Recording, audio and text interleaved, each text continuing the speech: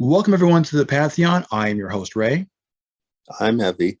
And today we're looking at What If, Episode 3. It's the third installment of an anthology series starring Watu the Watcher, voiced by Jeffrey Wright.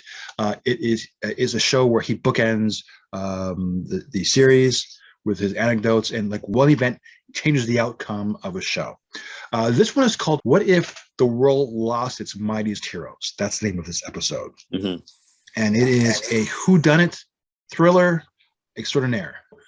What is the catalyst? What is the event that shapes this episode? Yeah. Are you asking me, or is that... Yeah. No, I'm asking you now. Okay. I don't know. I think Iron Man got a bit lazy, or he wants to be the top guy, and sometimes people don't like that, right? So they'll take you out regardless. That's what I think, anyway. Okay. Well, I'm gonna say you're wrong, but okay, that's a good. No, it's a good thought, though. But that's not the catalyst that because what took him out, because it was not just him; it's the entire team.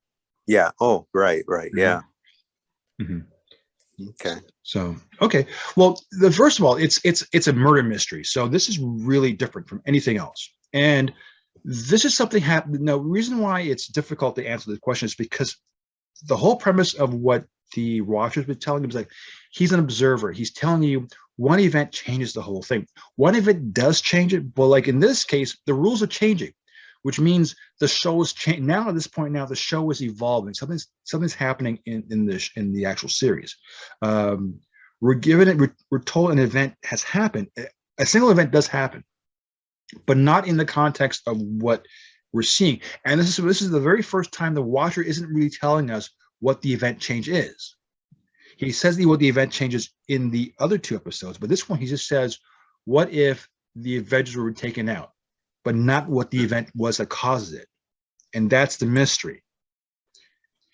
So he's not explaining it to us. So now the rules are slightly changing. We're not learning like what's the catalyst, what sparks the whole thing, because to give us that information solves the mystery of this whodunit. So that's why we're not told it, but we don't know that until we get to the end of this particular episode. First of all, wonderful cast. Nicholas Cage, Samuel L. Jackson as Nick Fury, I think headlines this. We get most of the original voice actors coming back for the show. So what are your thoughts in regards to that, and what are your thoughts in terms of the actual story, and how did it play with you? Were you surprised by it? Were you surprised by the ending and by the like basically the misguided twists and turns? And were you able to figure out who was behind it, and at what point did you figure it out? No, I couldn't figure it out, to be honest with you. I probably missed something. Well, for one thing, Sam Jackson was in there, so that one really shocked me. Yeah, that one shocked me. So yeah, making me want to go back and listen or watch that one. Definitely watch that one.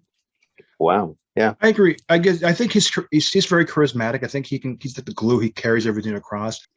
If you're a fan of the MCU and you're able to retain something from the individual movies by watching the MCU What If episodes, you get rewarded from knowing some of the backstory.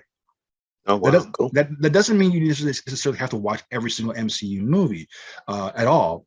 But like, if you remember like an actual movie or a sequence from a movie that relates to the episode you're watching, you're gonna get more out of it. So if you remember, because like Coulson had the action figure playing cards of Captain America in the 2012 that was full of blood. He has a love on for Captain America. That's his hero, as a child hero. So his password would be Captain America. So little things like that kind of pop up, and it's just sort of like throwbacks to like, so those who were like real diehard fans of the movies, or who watched the movies beforehand or whatever it is, or if you go back to watch the movies now where there's Avengers or what have you, like the 2012 movie. There's a lot of throwbacks to that rewards you from watching those shows. So, oh wow, didn't know that. Yeah, so cool. So I think that's what I love about this. You know, even though they take it at a different level, they do reward you for those who follow the MCU, because again, this is what if episodes that take from any of the 23 MCU movies. So that's really wonderful in that sense. So if you watch anything like that, it's cool. And what makes this particular interesting is like what the Watcher says at the beginning. This happens at a time in Phase 1 where the Incredible Hulk, Iron Man 2, and Thor all happen in the same week in terms of timeline. Mm. So when Thor's hammer hit New Mexico, that's where we have this. That was in the post-credits. When Hulk was at Culver City and the army was coming to invade him, that was happening at the exact same time Tony was in the donut in terms of relationship. Right? So this was all, and what's beautiful about this one, this actually gives you a timeline saying the motif in this one, it says Monday, then Tuesday, then Wednesday, and then Thursday, and then it ends on Friday. So within a 1 week time, we're seeing how all three of these movies, Thor, Hulk, and Iron Man 2, line up in the actual MCU movies, plus how they line up in this show. This actual episode actually kind of gives you a guideline, like almost like a roadmap of when these sequences were happening in succession of one another. You know, and the only other way you know this is true is when you watch the post-credit scenes in Iron Man 2, that we see video feed footages of the Hulk in Culver City.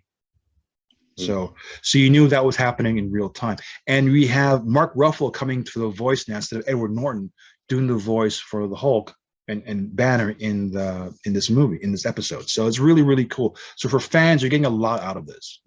What is your most favorite person that you think should be on What If?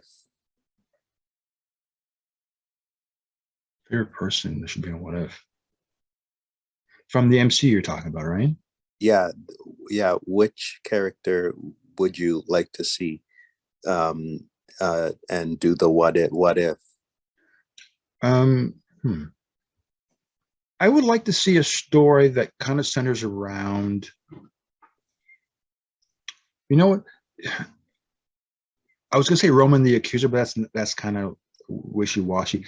I would like to see you know what? You're funny. Agent Woo. I would like to see Jimmy Woo. Okay. You know, because I think he's a funny character, and I think I liked his performance in WandaVision and him in Ant-Man.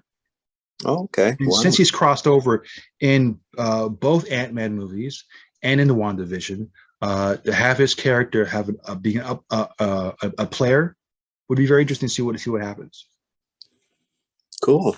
Yeah. So it's like a secondary character having a pivotal role. Maybe kind of like what happens with Samuel L. Jackson, Nick Fury's character getting involved global level, like he does in this one. So that was good. Did you like the mystery? Like in terms of like, I know you can like me, I didn't figure it out. I actually had to watch this again to see how they were, because they show you how the characters were killed.